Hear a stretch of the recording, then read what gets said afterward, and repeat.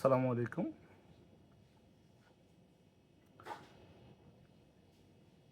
আমি আসলে কিছু কথা বলবো, কি নিয়ে বলবো, কি উদ্দেশ্যে বলবো, সেগুলো ভেবে রাখি নাই। গত দুদিন ধরে একটার পর একটা নাটক দেখতে দেখতে মানে কয়টা নিয়ে কথা বলবো চিন্তা করতেছিলাম। কারণ প্রথমে রাষ্ট্রপতি মহোদয়কে দেশের বাইরে পাঠাইলো, তার পিছনে কারণটা ছিল এনসিপি যে সোনার চামের মুখে দিয়ে জন্মগ্রহণ করেছে, তারা যে প্রত্যাশা অনুযায়ী ফল করতে পারতেছে না, সে কারণে স্বৈরাচার ইউনূস সরকারকে প্রতি মুহূর্ত একটা নাটক সাজাইতে হচ্ছে। তো সেই নাটকের প্রথম মঞ্চায়ন হচ্ছে আপনার সাবেক রাষ্ট্রপতি আব্দুল হামিদ সাহেবকে দেশের বাহিরে পাঠিয়ে আমলিককে নিষিদ্ধ করার একটা পায়তারা। তো সেই পায়তারাটা করতে গিয়ে যে জিনিসটা চিন্তা করলো যে আমলিকের কিছু এখনও নেতাকর্মী আছে যাদের জনপ্রিয়তা আকাশসম, তার মধ্যে একজন হচ্ছে নারায়ণগঞ্জের মাননীয় মেয়র আইবি আপা।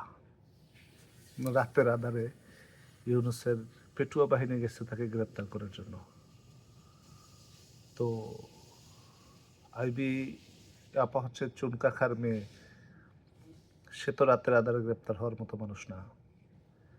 সে দিনের আধারে গ্রেপ্তার হয়েছে, বুক চিতিয়ে বলেছে যদি জয় বাংলা বলার জন্য আমাকে গ্রেপ্তার করা হয়, আমার শাস্তি হয়, আমার কোনো সমস্যা নেই। গেল এই নাটক।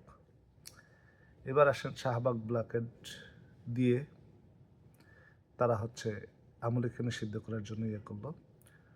তো এনসিপি যেই স্বপ্ন নিয়ে দল গঠন করেছে, এনসিপিকে মাহফুজ যেই স্বপ্ন নিয়ে প্রধানমন্ত্রী হওয়ার জন্য দৌড়ানো শুরু করেছে, এখন মাহফুজ দেখতেছে চৌকিদারও হইতে পারবে না।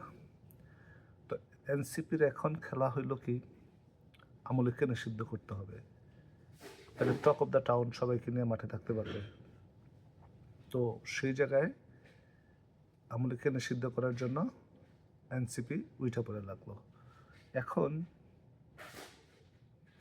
সরকারও চিন্তা করলো যে বিগড়ে যাওয়া সন্তানকে রক্ষা করা তো আমাদেরই দায়িত্ব।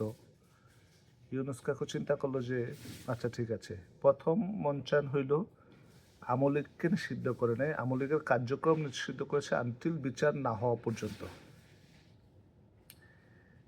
এতে যদি এনসিপি না দাঁড়াইতে পারে, তাইলে হয়তোবা সর্বশেষ একটা দাপ নির্বাচনের আগে সে হয়তোবা আবার এনসিপিকে দিয়ে আরেকটা আন্দোলন করে আমলিককে নিষিদ্ধ করানোর একটা সর্বশেষ চেষ্টা করবে। আচ্ছা, এনসিপি এটা গাদায়ও বুঝে, এনসিপির মতো দল আমলিককে নিষিদ্ধ করার ক্ষমতা রাখে না। এনসিপির যে শাহবাগে যে নেতাকর্মীগুলো হয়েছে, আমি যখন একটা ইউনিয়নের সভাপতি সেক্রেটারি ক্যান্ডিডেট ছিলাম, আমি ছিলাম সাধারণ সম্পাদক ক্যান্ডিডেট। তো আমি যেই সম্মেলনে যখন গিয়েছি, আমার পিছনে যে লোকগুলো ছিল এনসিপির এনসিপির যেই কার্যক্রম চলতেছে শাহবাগে আমলিক নিষিদ্ধকরণের, সেখান থেকে আমার পিছনে অনেক বেশি লোক ছিল। আমি খুব বড় নেতাও না, কিছু না, আমলিগের নিচের সারির দ্বিতীয় দাপের নেতা। আমি একটা ইউনিয়ন আমলিগের সাধারণ সম্পাদক। তো অতএব এই 1200 আর 2000 লোকরা আন্দোলন করে আমলিককে নিষিদ্ধ করার জন্য তারা হচ্ছে শাহবাগে বসে। আবার সেই আন্দোলনকারীদেরকে এসির হাওয়া খাওয়ানোর জন্য স্বৈরাচার ইউনূস সাহেব এসির মতো ওই যে এয়ার পিউরিফাই ছেড়ে দেয়, বাবা আন্দোলন করো, শান্তিতে করো। ঠিক আছে, আমি দ্বিতার্থ কণ্ঠে বলতে চাই, আমলিককে নিষিদ্ধ করে বা আমলিকের কার্যক্রম বন্ধ করে দিয়ে বাংলার মাটি থেকে আমলিগের অবদান, আমলিগের যত কিছু আছে, উন্নয়ন, থেকে শুরু করে যা কিছু আওয়ামী লীগ করেছে তা মুছে ফেলার কোনো সুযোগ নেই। আপনি আওয়ামী লীগের নামটাকে নিষিদ্ধ করবেন, আপনি বাংলাদেশে কোটি কোটি নেতাকর্মী ও সমর্থক আছেন, তাদেরকে আপনি কি করবেন? তাদেরকে কোথায় নিয়ে যাবেন? এই তারাই হয়তোবা এক সময়ে আপনাকে দেখাবে আওয়ামী লীগ কাকে বলে, আওয়ামী লীগ কতটা শক্তিশালী, আওয়ামী লীগকে কীভাবে ফিরে আসতে হয়। আওয়ামী লীগ সৃষ্টির পর থেকে অনেক বাধা অতিক্রম করেছে এবং তারা সাফল্যের সহিত সে বাধাগুলো অতিক্রম করে তারা আবার স্বরূপে ফিরে এসেছে। এই বাংলার মাটিতে আওয়ামী লীগকে নিষিদ্ধ করা যায় এরকম কোনো আইন কেউ পয়দা করতে পারেনি আজ পর্যন্ত। ইয়াহিয়া খান থেকে শুরু করে আজকে স্বৈরাচার ইউনূস পর্যন্ত যত পরিকল্পনাই তাদের থাকুক না কেন, ইনশাআল্লাহ আওয়ামী লীগ নিষিদ্ধ হবার নয়। যেখানে আওয়ামী লীগকে নিষিদ্ধ করা যাবে না, সেখানে যাদের জন্মই অবৈধ তারা আসছে আওয়ামী লীগকে নিষিদ্ধ করার জন্য। আমি মনে হয় তৃণমূলের নেতাকর্মী সহ যারা আওয়ামী লীগের সমর্থক আছে তাদেরকে একটা কথা বলতে চাই, আপনারা নাটক দেখেন আর নিজেকে হাসিতে বুলিয়ে রাখুন, কারণ এই নাটকের পরিতাপ হচ্ছে হাসি ছাড়া কিছু না।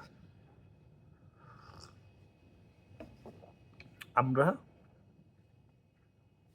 আওয়ামী লীগকে নিষিদ্ধ করে দিয়েছে, কার্যক্রম নিষিদ্ধ করে দিয়ে গেছে, তাতে আমাদের বাল ছিঁড়া গেছে। আমরা যারা তৃণমূলের নেতাকর্মী আছি, আমরা যারা সমর্থক আছি, তারা এই বাল নিয়ে বিন্দু পরিমাণ মাথা কামানোর সময় আমাদের হাতে নাই। পরিশেষে একটা কথা বলতে চাই, জাতির পিতার হাতে গড়া দল, সেই দল নিষিদ্ধ হয়ে যাবে বাংলার মাটি থেকে, এটা হতে পারে না, হবে না ইনশাআল্লাহ। জয় বাংলা, জয় বঙ্গবন্ধু। বাংলার মানুষ দীর্ঘজীবী